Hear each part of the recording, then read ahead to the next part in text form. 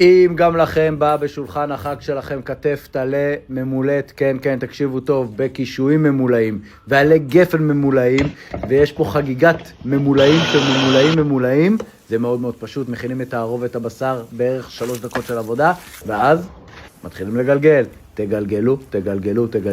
יש עכשיו להשיג עלי גפן טריים בשפע, אפשר גם משומרים כמובן.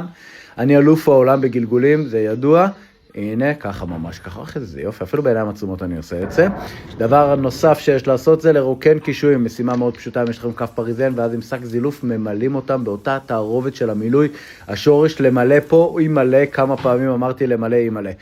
כתף טלה, מוצאים את העצם המרכזי, שמים שומן בקר, ממלאים את הכל, קושרים היטב, זה נכנס לתנור, יחד עם שומר ואורגנו, כל הפרטים אגב בפוסט למטה. זה נכנס לתנור לאיזה 5-6 שעות, כל המרבה, הרי זה משובח. וזהו זה, שיהיה לנו חג שמח. מה זה מגיע לנו? אמן ואמן ואמן.